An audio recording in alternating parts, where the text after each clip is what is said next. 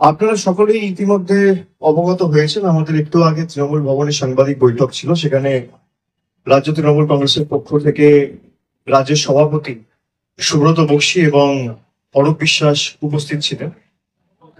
সেখানে আনুষ্ঠানিকভাবে আজকে শোভন চ্যাটার্জি এবং বৈশাখী বন্দ্যোপাধ্যায় দুজনই তৃণমূলে ফিরে এসছে। গণতান্ত্রিক দেশ, গণতান্ত্রিক সমাজ, আমি মনে করি গণতন্ত্রে যে কোনো রাজনৈতিক দল কে কোন রাজনৈতিক দল করবে সেটা বেছে নেওয়ার অধিকার সবার রয়েছে।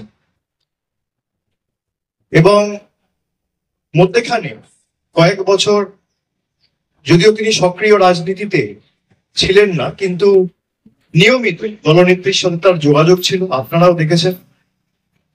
এবং দলনেত্রীর অনুমোদন ক্রমে শোভনদা এবং বৈশাখী দি দুজনকে দলে ফেরানো হয়েছে। আগামী দিন তারা সক্রিয়ভাবে তৃণমূল কংগ্রেসের হয়ে কাজ করবে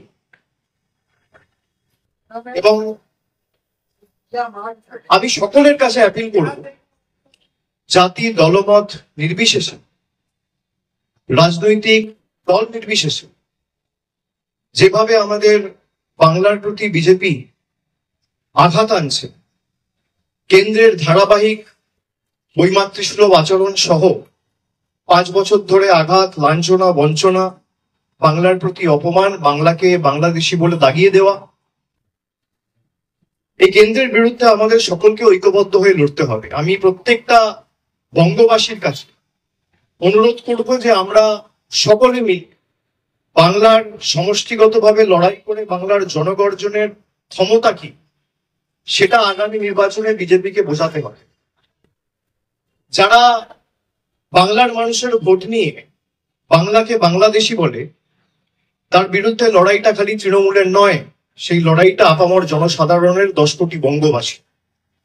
আমাদের দলনেত্রী ইতিমধ্যেই গতকাল আপনারা জানেন তৃণমূলের সোশ্যাল হ্যান্ডেল থেকে পোস্ট হয়েছে, আগামীকাল মিছিল রয়েছে এবং এসআইআর এর বিরুদ্ধে তৃণমূল কংগ্রেসের সমস্ত স্তরের নেতা কর্মী, শুভানুধ্যায়ী সৈনিকদের আহ্বান জানানো হয়েছে। বিশেষ করে কলকাতা সহ যে পার্শ্ববর্তী 2-4টি জেলা রয়েছে, যেহেতু কাল থেকে ইনিউমারেশন ফর্ম ডিস্ট্রিবিউট হবে, বিভিন্ন জেলা থেকে লোকেদের আসতে বারণ করা হয়েছে।